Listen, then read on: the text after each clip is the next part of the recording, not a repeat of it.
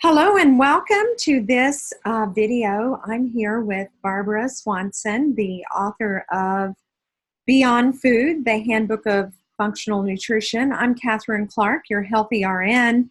And Barbara and I have been friends for years. We've shared an amazing journey of life and have done, both of us, quite a bit of studying and research into nutrition. And we've made some recordings going from the notes in Barbara's books. And in this recording, we're going to focus on digestive nutrition and the component of that, actually digestive enzymes.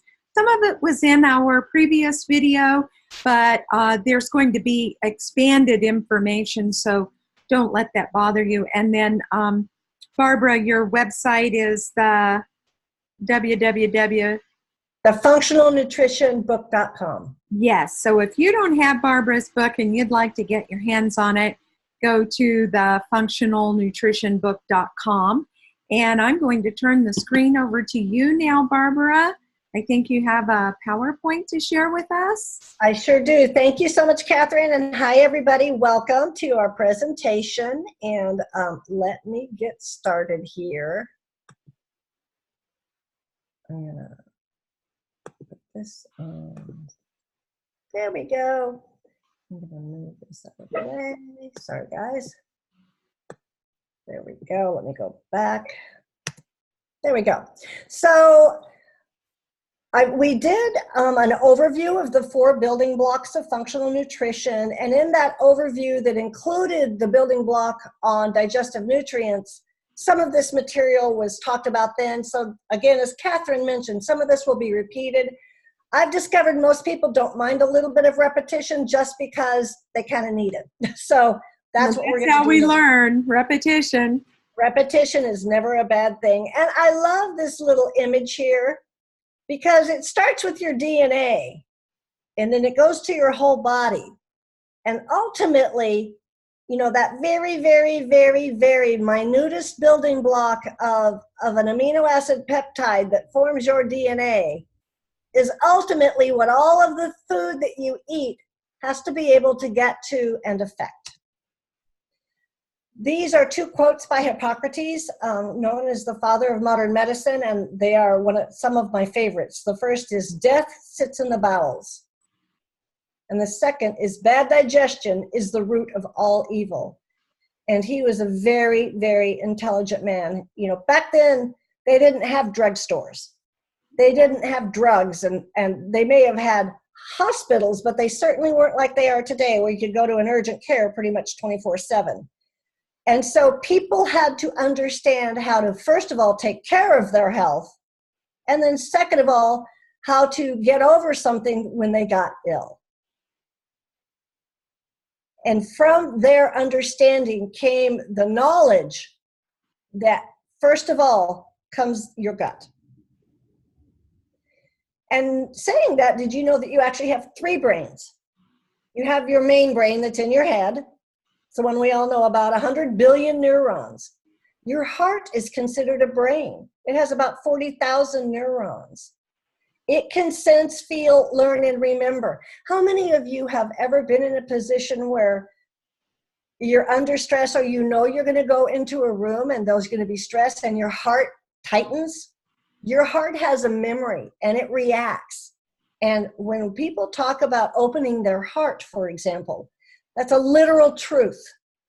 There is a nervous system in your heart that helps us to navigate the world in a safe way if we're open to listening to it. But the 3rd brain is your gut. You have 100 million neurons lining your intestinal tract. That is more than you have in your spinal cord, folks. These nerve cells are very similar to brain cells. In fact, it's being called by many scientists the gut brain. And as I get further into the talk, you're going to realize that's not just a euphemism. It's a literal truth.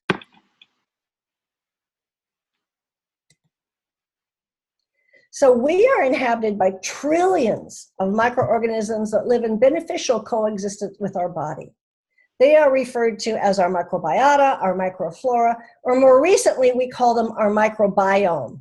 It is a fully developed ecosystem with hundreds of species in a healthy ecosystem. Maybe 7 or 8 main species of bacteria that we rely on.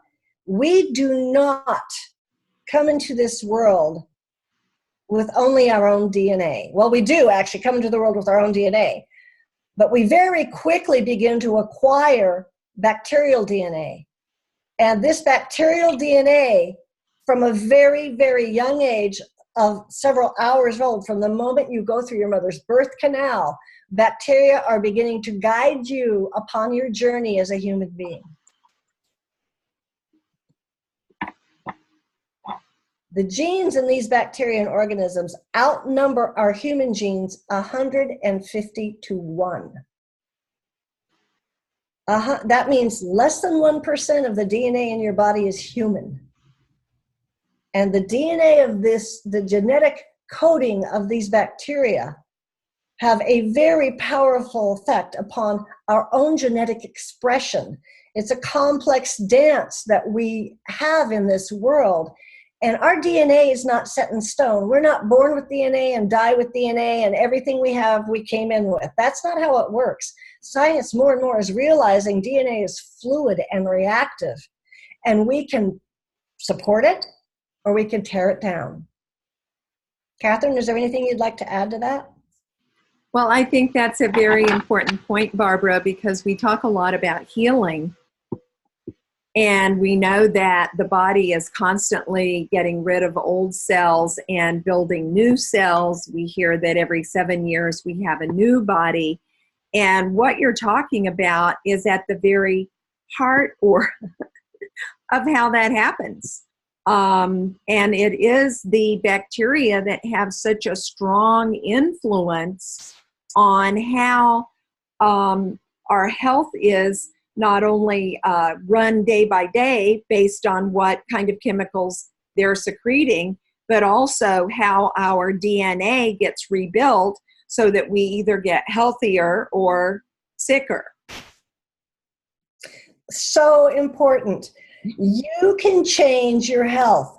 You can change the genetic expression in your body.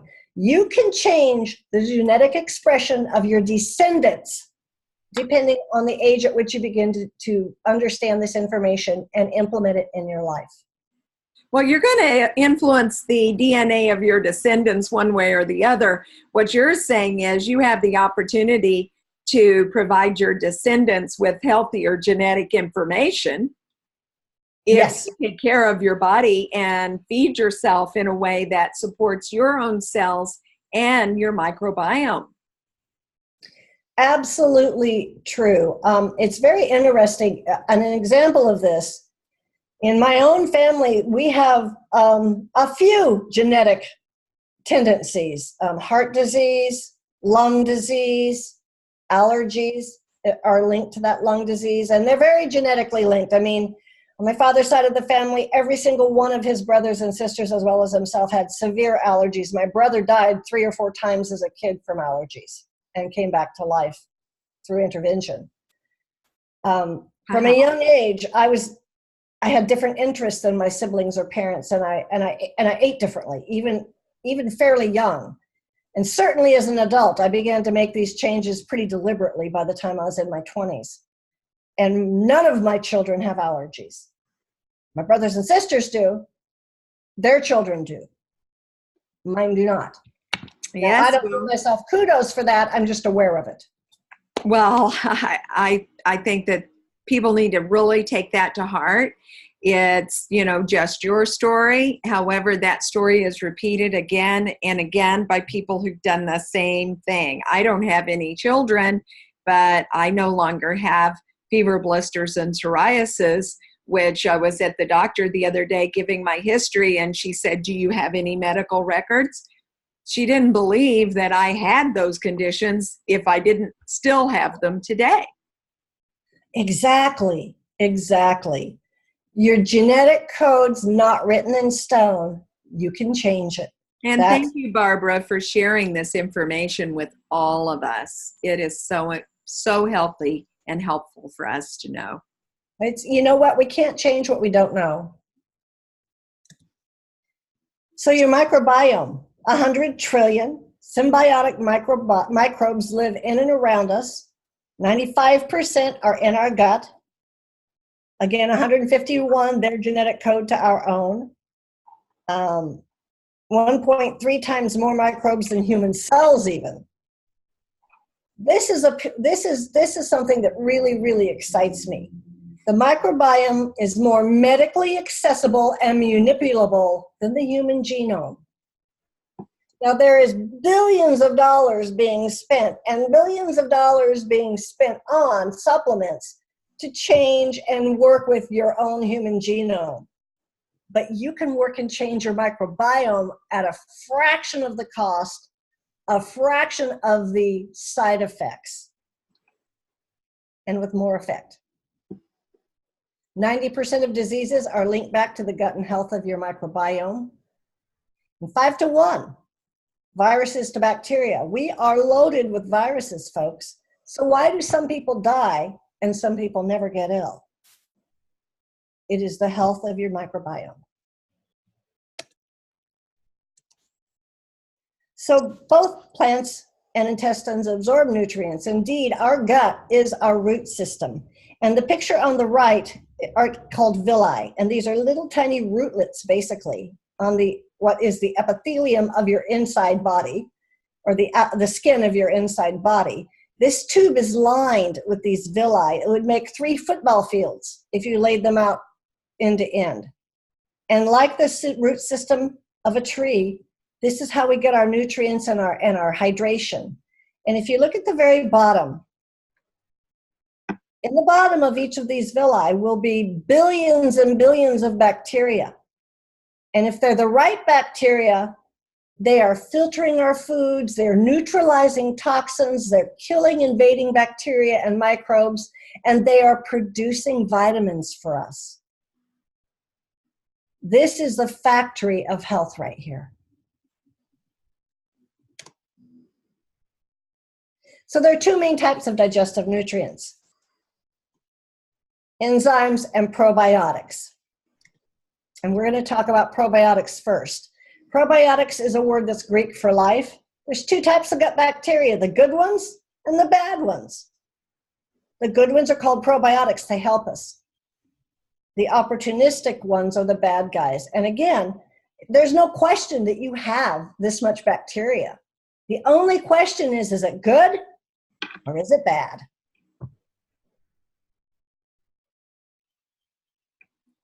So what do probiotics do? Prevent the reproduction of bad bugs. They actually create chemical warfare on harmful microorganisms. They protect their hood. They strengthen our immune system. And in fact, our innate immune system, the one we're born with, is really dependent upon the right kind of bacteria to help it function correctly. They improve your digestion. They allow for your gut to have motility, which is how you have a bowel movement. They produce vitamin K, vitamin B12, thiamine, folic acid, biotin. These hugely important nerve vitamins, vitamins for circulation, are produced by bacteria. The raw materials for it come in our food. The assimilation comes through the bacteria. They normalize cholesterol. They help you digest carbohydrates and proteins, and they regulate the absorption of minerals and water in particular. You can eat a mineral-rich diet with the wrong bacteria, you're still not getting any minerals in your body. Catherine, do you have anything to add to this? That's true, and that's a good point, Barbara. Not only do they are they essential for us absorbing the proper nutrition, they make certain nutrition that we have to live, and only the good ones do that. And another interesting thing is, based on what we feed ourselves, the healthy gut bacteria can actually turn into bad bacteria and can secrete neurotoxins. So yeah, we're not just feeding ourselves, you know, or it's not like when someone's pregnant, they say, oh, you're eating for 2. No, we're eating for billions. I love that. That's so important to remember. So what science says about what probiotic does, they help control gas and bloating, because if you're not digesting carbs, you get gassy. They support healthy brain function, healthy cholesterol. They enhance calcium absorption. Most people aren't low on calcium. They're low on the right bacteria to absorb calcium. They enhance B12 assimilation and immune function. So as far as probiotic and cancer prevention goes, accumulating evidences indicate that some diseases are triggered by abnormalities of the gut microbiota. Several studies have proved the efficacy of probiotics for preventing diseases including cancers, infections, allergies, inflammatory bowel diseases, and autoimmune diseases. The gut microbiota is considered to be closely related to the risk of cancer. Thousands of abnormal cells with genetic mutations are generated every day in our body. Our immune surveillance system plays a critical role in clearance of such cells to prevent the development of cancer. This is such a hugely important concept to understand. Cancer is not abnormal. It is a part of the human condition. We create cancer as a byproduct of metabolism. The issue is not, is there a cancer cell? The issue is, do I have the vitality or the innate energy? Do I have the raw materials? And do I have the immune function to make sure that the cancer cells are either removed or healed before they become an infection that can kill us? That's a mouthful. I mean, that slide, if you can take a picture of it on your computer and study that. I'm going to go back to it for folks right now. That is so true. Yes. Oops, I didn't go back. 1 second, let me go back. There we go. So that's the one I just talked about. And I'm going to go forward now to the next one. You know, Barbara, this is such an important concept to understand. My housemate was told by a doctor recently, and I was completely shocked because we were there to learn about him getting stem cells injected into his joint. And the doctor checked him out and said, "You have a leaky gut." Wow. So he printed a paper out from the internet that said, these are the foods that are healthy for your gut. And of course, there are green vegetables, the yams and squashes and all kinds of fruits and vegetables. And on the other side of the list, it mentioned, you know, coffee, processed meats, in particular, processed foods, foods with chemicals, foods that have caffeine, foods that are carbonated, like sodas. In fact, a study just came out showing that drinking as little as 1 soda a day can predispose you to be more likely to have cancer. And like most of us, what he decided was he probably has leaky gut, not because of the 5 cups of coffee he eats every day or the liverwurst with the 17 preservatives in it that he has for breakfast. It must be his prescription medications that he's been taking on an empty stomach. So he's going to start taking them with food. And wow. I thought, should I say something? Should I point out? You know, but so often folks don't want to look at what they're doing because they love it and they want to point to something that might not be that harmful. I'm sure he wouldn't give up. He's already told me, you know, he doesn't plan to go off his prescription medications. And I think that one message I'd love to share is that a few days of eating foods that you're not used to and preparing foods that you're not used to is really challenging. It's difficult, but you can do it. And after 3 or 4 or 5 days, you will find yourself actually, your tastes change and you start to like the healthy foods. And if you go back to the processed foods, you'll find you don't like them.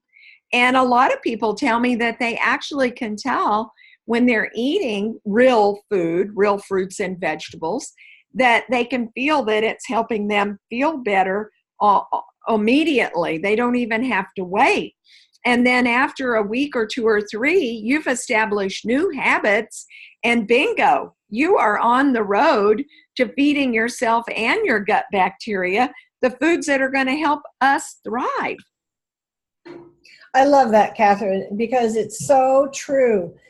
It's overwhelming to think about changing your life. And I think that's the default people go to when we talk about diet. It's like, oh my God, I have to change everything. And as we've said before, make small changes and do them for 2 or 3 weeks and they become a habit, and it makes it easier to make the next small change. And there's benefits all along the way. I love when you talk about how every little change you make has benefits that helps you make more changes. You know, you feel better and it gets easier. Absolutely. So in addition to their conventional use as gut modulators, probiotics are being investigated for their role to prevent cancer. In vivo and molecular studies have demonstrated encouraging outcomes. And this is the part that's important to me of this, mainly attributed to its antimicrobial effects against carcinogen-producing microorganisms, antimutagenic properties, and alteration of the tumor differentiation processes. These are things, in particular the last one, alteration of the tumor differentiation process. When you read about cancer research and they're going into the immunological, the bioimmune system, and they're creating these bio drugs from the immune system that's going to cost somebody $10,000 a day. And I'm not even joking on the cost. In some cases, it's that much. This is what your probiotics can do, folks. This is what your probiotics can do for what, 50 cents a day? Maybe not even that much. Isn't that amazing? So let's take a look at some of the brain benefits of your microbiome. So here again, you see these, where my little arrow is, you see the little villi, or this is the inside of your gut. Then you have all your bacteria here. You also have immune cells and different molecules. And your vagus nerve is a nerve that goes from your gut to your brain. And this is the nerve that's responsible for your gut feeling. Gut feeling something's wrong, a gut feeling something's good, a gut feeling you need to stop. That's your vagus nerve. So it is transmitting impulses from billions and billions of bacteria that know things you can't. And it's telling you the truth 99.9% of the time. And one of the reasons it knows how to talk to you in the brain is because your gut molecules help you to create GABA, norepinephrine, dopamine, serotonin, short-chain fatty acids, and acetylcholine, which is involved with memory and function. Every major brain chemical that you need is produced in abundance in your healthy gut, if it's a healthy gut. I don't know whether you're going to talk about insomnia, but it's such an epidemic, and gut bacteria produce those neurotransmitters that, like serotonin and like GABA, that are critical for you to have proper sleep and proper rest. Absolutely. This is a list of some of the bacteria and some of the neuromessengers that they create. Dopamine, norepinephrine, and as Catherine said, GABA, which is gamma-aminobutyric acid. Bifidobacteria, I have a daughter who cannot sleep correctly if she doesn't have bifidus at night. She has a very weak digestive system, and so she needs continual resupport of that species. And she'll notice within a week or less, when she runs out of bifidus, she cannot sleep correctly. And then there's the importance of prebiotics. These are foods that in particular tend to be very rich in fiber and then rich in molecules that may contain sulfur as well.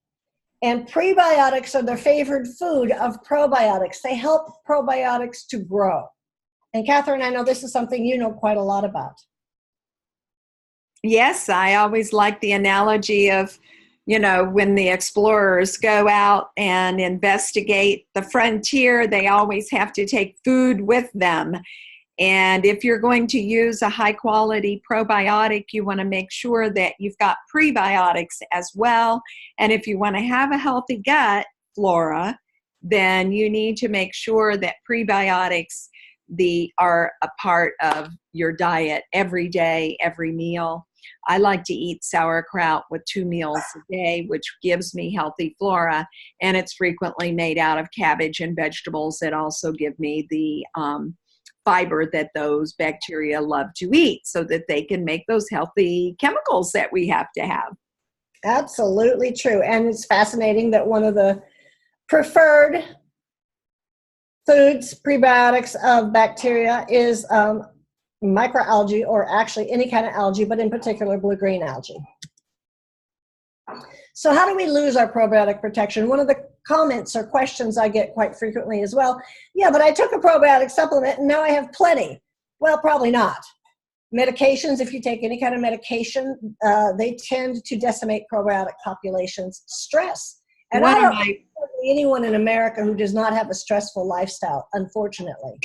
Me neither. Yeah, it's just, modern life is stressful.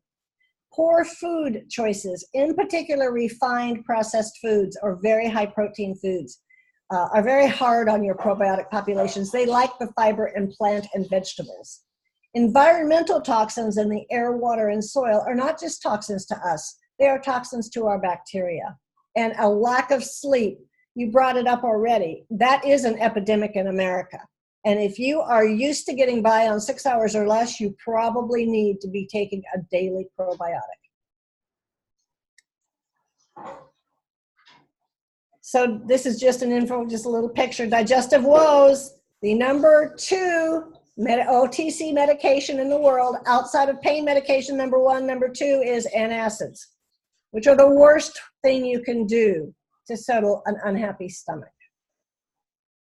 Digestive enzymes are the way to go. Enzymes break your food down so you can assimilate the nutrients. It takes the load off of your stomach. It takes the load off of your gut. Enzymes are the second form of digestive nutrients. And the way they work, not just for digestion, but for everything they do, is an enzyme is a molecule that it itself does not change, even though it is changing what is around it. So it is called a catalyst. And how it works is, for food, is it breaks the food down into smaller components and then does it again and does it again and does it again. And this process makes the food you're eating go from a piece of bread or a carrot into the actual nutrients your body needs, which are the micronutrients. So enzymes are also life as we know it. When science talks about they're going out looking for signs of life in the universe, they're actually looking for signs of amino acids, of enzymes. They are created of amino acids. They require minerals and vitamins to work in the human body. They're very heat sensitive. So if they're exposed to too much heat, they will deactivate, and then they're useless to us. The enzymes we create change as we age. We create less of them. They also don't have an unlimited lifespan. They break down into their component amino acids and minerals over and over again during the day or during our lifetime. And we need to be recreating them on a daily basis.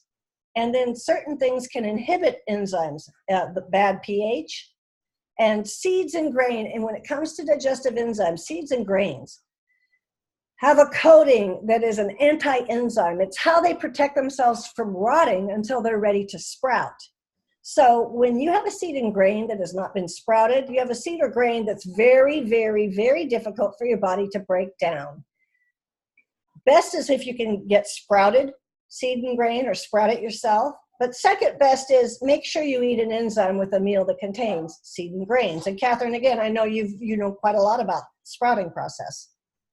Well, sprouting deactivates the enzyme inhibitors that you're talking about.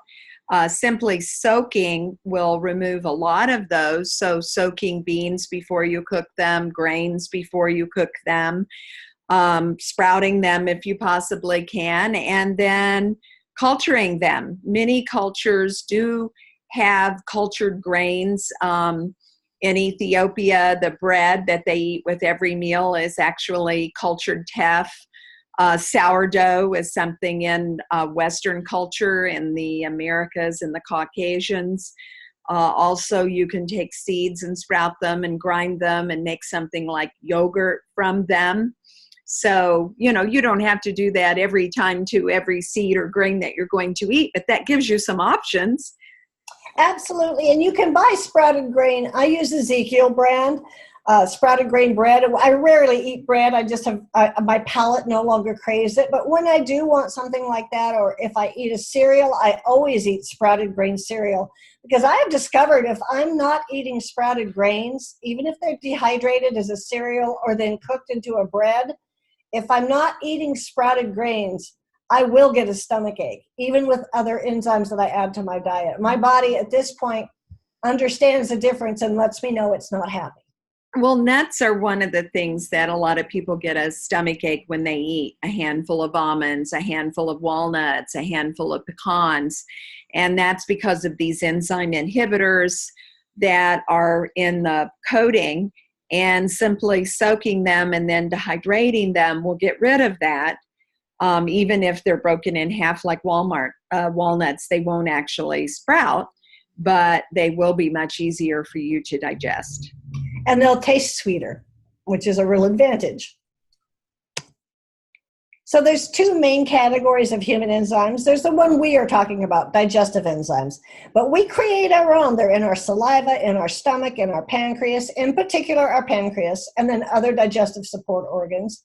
They're also found in raw, live, and fermented foods or cultured foods, as Catherine talked about. And then they can be grown on a fungal medium and then very carefully dried as a fermentation byproduct. And that's the kind of enzymes that you want to buy if you're going to buy a supplement of an enzyme. And then humans also create metabolic enzymes. And these are enzymes that help us have correct metabolism. Again, they're in our salivary glands and our liver, but also in other metabolic control organs. Some food-based digestive proteolytic enzymes will offer metabolic and systemic support even if you take them orally. So there's a theory out there that, if you eat too many enzymes by mouth, your metabolic enzyme reserves reduce because your body gets used to it. That is a total myth. Quite the opposite. The more enzymes you eat, the more bank you're giving your body as far as enzymatic activity. You have anything you want to add to that, Catherine?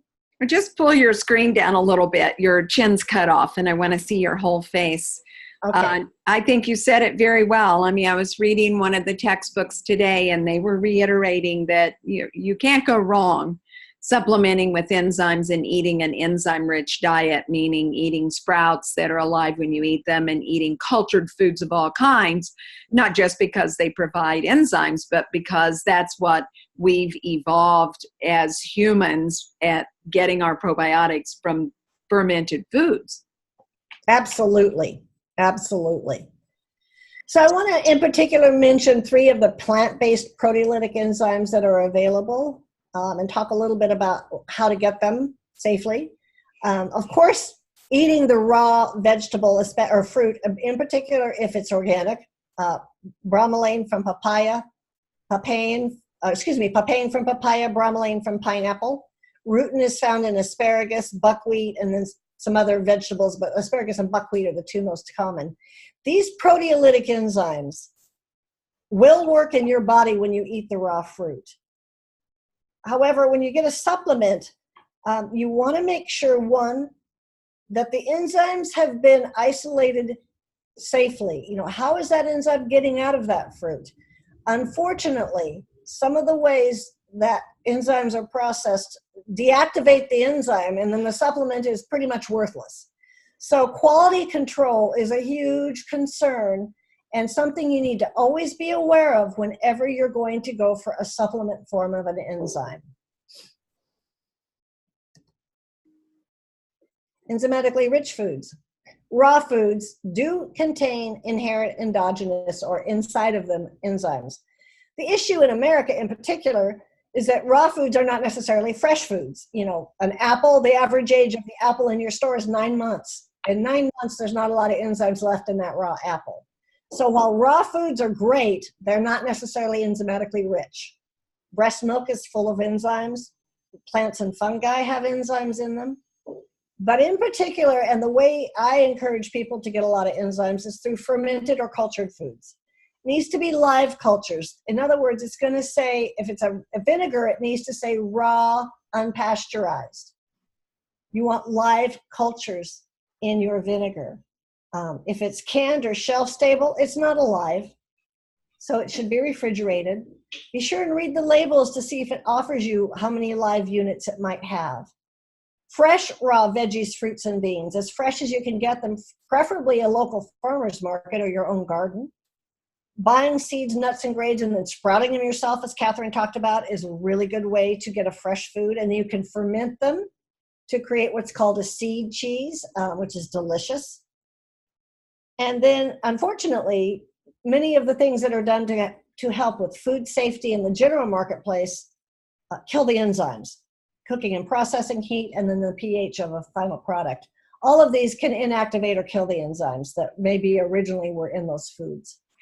When you mentioned rutin and buckwheat, the whole buckwheat groats are very easy to sprout, and they're delicious. Once I sprout them, I frequently eat them just the way they are as a cereal. Sometimes I'll eat them on my salad, and a lot of times I'll dry them and then make granola or crackers out of them, and then they're enzyme active.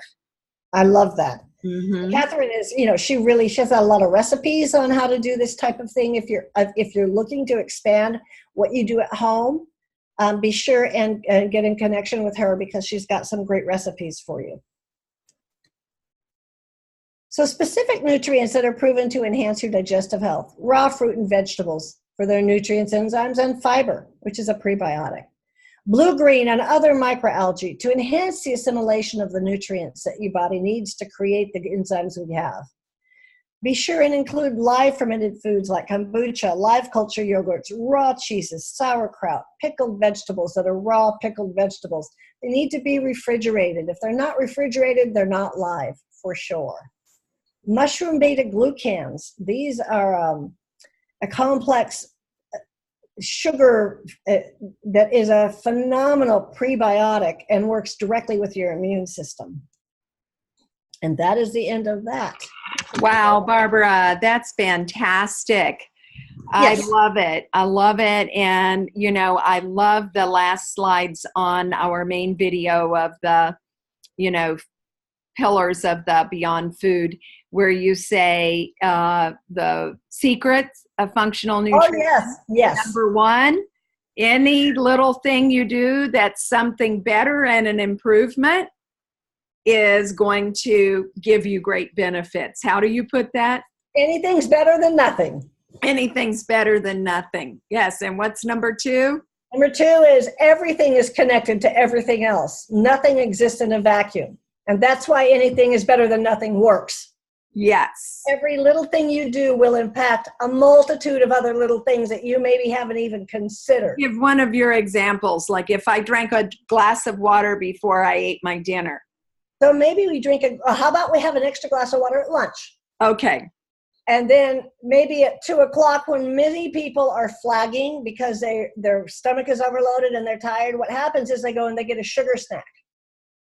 And the sugar brings them up for an hour or two, and then they have a sugar crash. And then it's 4 or 5, and they need a drink of caffeine to drive home. And because they've had caffeine at 4 or 5, now they can't sleep. But if you have an extra glass of water, you might not need the candy bar. And if you don't have the candy bar, you might not need the caffeine. And if you don't have the caffeine, you'll probably sleep better. That's right, because everything is connected. And what's number 3?